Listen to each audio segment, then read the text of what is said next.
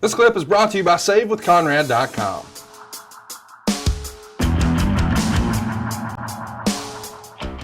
Michael Eldridge also has another great question that we've never talked about on this show before, I don't think. And I can't believe we've made it this far and we didn't. What are Arn's thoughts on working with Vince Russo in WCW? Russo, of course, a lightning rod personality in professional wrestling, but certainly you can't argue his success that he had with Vince McMahon. By the time he gets to WCW is, a bit of a wayward ship, and he's asked to ride it, and it didn't go exactly as everyone hoped. And now he's spent a lot of time being criticized since then. You worked with him. What'd you think?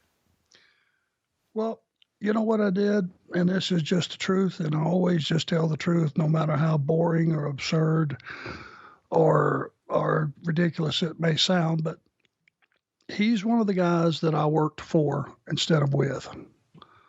When he came in, a lot of guys started going home, the regular guys, the big stars, because there was a creative difference in what they had in mind and what he had in mind.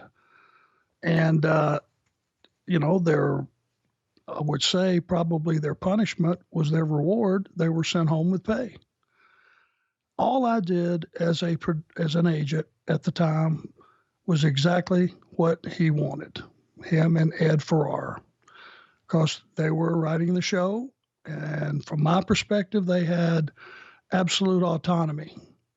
What they said went. If they're sending home all these high dollar players and there's no issue with that coming from anywhere, then I'm just going to do my job. So was Vince Russo in some areas very creative? Absolutely. I was also from that same period at that point in time in my career and thought process, thought everything needed to make sense. I was still stuck there. And today, I still believe it at least needs to make sense. Now, it shouldn't dumb the product down. It shouldn't be so outlandish that nobody's going to buy it. As long as, it can be as creative as you want it to be, but at least at the end of the day, when it's all said and done, have it make sense. And, the fact is there at the end, he was basically all he had to work with was the young talent, a lot of them from the school, a lot of them were rookies, not much time in the business.